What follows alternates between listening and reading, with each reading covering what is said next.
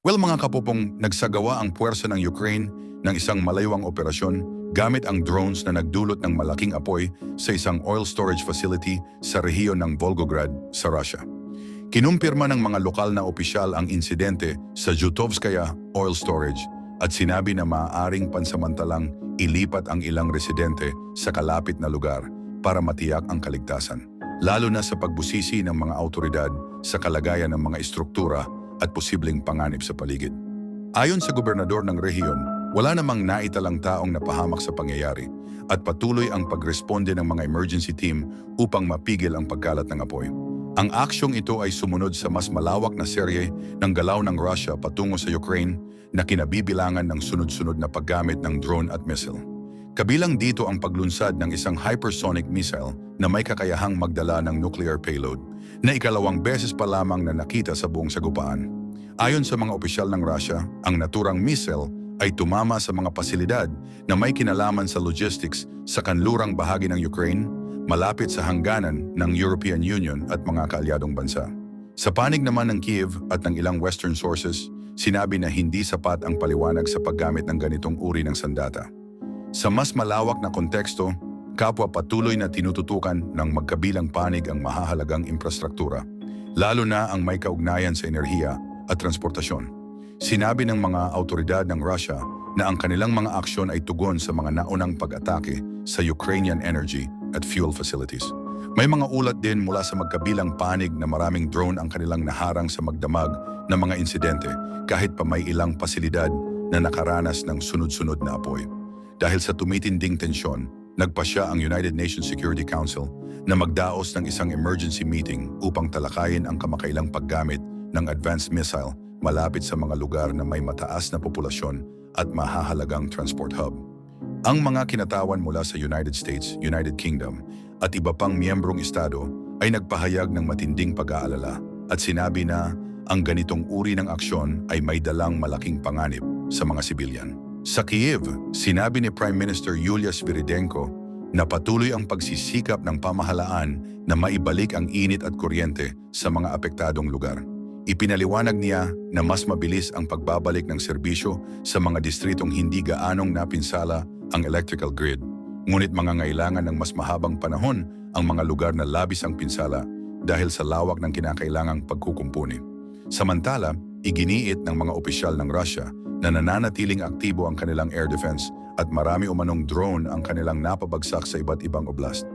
Gayunpaman, may mga video at ulat mula sa independent sources na nagpapakita na ilang industrial fuel sites ang nakaranas pa rin ng pangalawang pagsiklab ng apoy.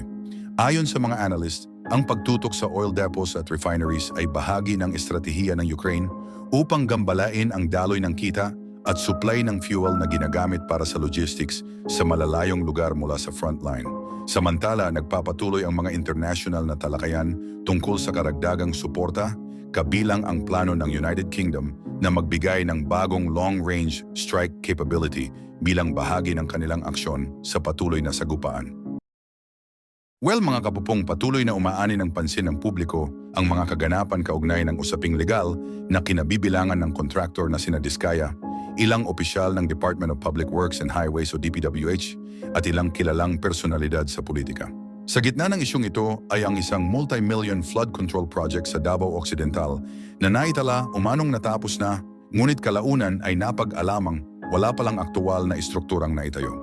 Dahil dito, inilipat ang mga kaugnay na kaso sa Regional Trial Court sa Lapu-Lapu City kasunod ng direktibang naglalayong pag-isahin ang pagdinig ng mga kasong may kinalaman sa malalaking infrastructure projects. Humaharap ngayon si Diskaya at ilang DPWH officials sa korte para sa kanilang mga pagdinig, kung saan iginiit ng kanilang mga abogado ang pagbasura sa mga kaso at kinuwestiyon ang paglilipat ng venue. Ayon sa depensa, nararapat umanong doon idinig ang kaso kung saan umano matatagpuan ang proyekto. Sa mga oras na pinapakinggan ng hukuman ang mga argumentong ito, marami ang napapaisip.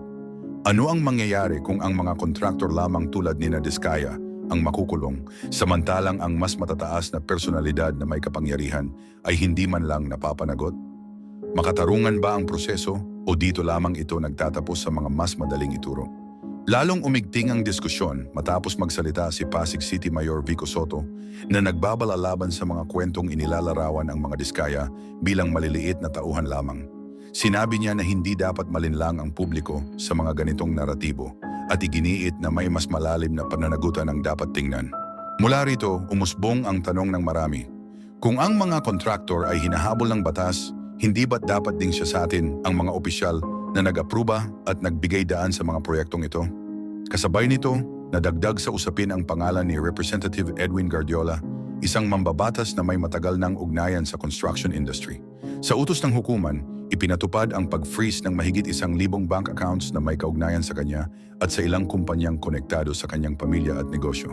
Ang hakbang na ito ay isinagawa matapos ang kahilingan ng Anti-Money Laundering Council na layong masubaybayan ang daloy ng pondo na may kaugnayan sa public infrastructure spending. Dahil sa lawak ng saklaw ng mga account na ito, maraming mamamayan ang nagtatanong, paano ito nakalusot ng matagal at ito ba ang dahilan sa kung bakit halos lahat ng kongresista dito sa Pilipinas mayayaman? May mga ulat din na nagsasalaysay ng pag-angat ni Guardiola mula sa pagiging kontraktor sa mga nakaraang administrasyon hanggang sa pagiging mambabatas. Muli nitong binubuksan ang diskusyon tungkol sa matagal ng ugnayan ng politika at construction projects. Dahil ang infrastructure ay kabilang sa pinakamalalaking pinaglalaanan ng pondo ng gobyerno, may lumilitaw na tanong.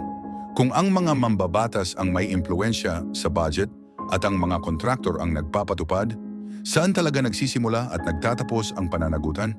Anyway, mga kapupong, nananatili sa kustodiya si Diskaya at ang kanyang mga kasamang akusado. Sa mga oras na nagpapatuloy ang mga motion at legal na hakbang, inaasahan ang mga desisyon ng korte sa mga isyong teknikal at prosedural. Habang iginigiit ng ilan ang kahalagahan ng due process, may mga nagsasabing kulang ang larawan kung hanggang kontraktor lamang ang pananagutan. Anong mensahe ang ipinapadala sa publiko kung ang pagpapatupad ng batas ay humihinto sa mga maliliit lamang na isda at hindi nahuhuli ang malalaki? Well, mga kapopong, ang mga kasong ito ay hindi lamang usapin ng individual na pananagutan. Ipinapakita nito ang mas malalim na tanong kung paano inaaprubahan, inilalabas at minomonitor ang pondo ng bayan.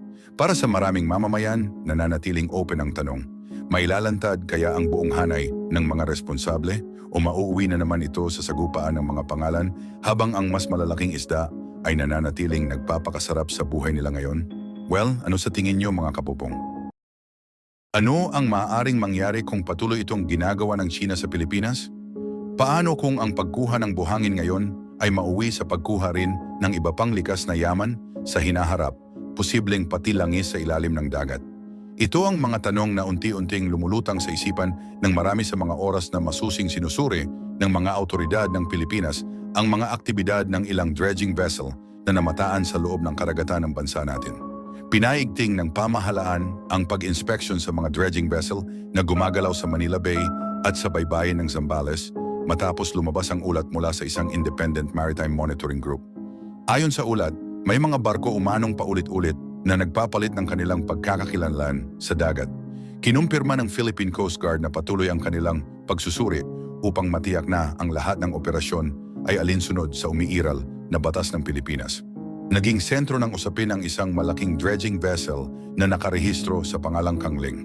Ayon sa mga analyst, ang barkong ito ay gumamit umano ng humigit kumulang 30 magkakaibang pagkakakilanlan sa loob ng mahigit 2 taon. Naiulat na paulit-ulit itong bumiyahe sa pagitan ng Manila Bay at isang dredging area sa Zambales, kasabay ng pagpapalit ng pangalan, bandila at mga detalye ng rehistro. Para sa mga taga-Masid, nagdulot ito ng seryosong tanong hinggil sa pagiging malinaw at pagsunod sa mga patakaran. Sa ilalim ng mga regulasyon ng Pilipinas, ang mga dredging vessel na naglilipat ng materyales sa loob ng bansa ay kailangang tumupad sa mahigpit na requirements. Kabilang dito ang lokal na rehistro, mayoryang pagmamayari ng mga Pilipino at pagkakaroon ng sapat na bilang ng local crews. Ang mga barkong may kaugnayan sa ibang bansa ay pinahihintulutang mag-operate lamang kung pasado sila sa mga itinakdang kondisyon at patuloy na minomonitor ng pamahalaan. Inatasan ni Pangulong Marcos ang Philippine Coast Guard na siyasatin ang lahat ng dredging vessel na sangkot sa mga proyekto sa Manila Bay. Ayon sa mga opisyal, kabilang sa inspeksyon ang pagsusuri ng mga dokumento, talaan ng crew, at ang automatic identification system na ginagamit ng mga barko upang ipakita ang kanilang identidad at lokasyon. Sa ngayon, 27 dredging vessel ang isinasailalim sa masusing pagbusisi, karamihan ay nasa Manila Bay at ang ilan ay nasa karagatan ng Zambales. Ipinaliwanag ng Coast Guard na layunin ng hakbang na ito na malaman kung ang mga pagbabago sa identity ng mga barko ay bahagi ng pinahihintulutang administratibong proseso o kung may mga gawain na nangangailangan ng mas malalim na hakbang. Sinabi ng mga autoridad na anumang irregularidad na matuklasan ay haharapin sa pamamagitan ng angkop na administratibo o legal na hakbang. Giit nila, ang inspeksyon ay para tiyakin ang pagsunod sa batas nang hindi hinahadlangan ang mga lehitimong proyekto. Naglabas din ng pahayag ang Embahada ng China sa Maynila na nananawagan sa mga kumpanyang mula sa kanilang bansa na sumunod sa mga batas ng mga bansang kanilang pinagtatrabahuhan. Lumabas ang pahayag matapos kumilos ang Philippine Coast Guard laban sa ilang dredging vessel sa Zambales na may kaugnayan sa mga Chinese companies. Sinabi ng embahada na hinihikayat nila ang maayos at legal na operasyon sa ibang bansa. Nagpahayag din ng pagkabahala ang ilang grupo ng mangingisda at lokal na komunidad.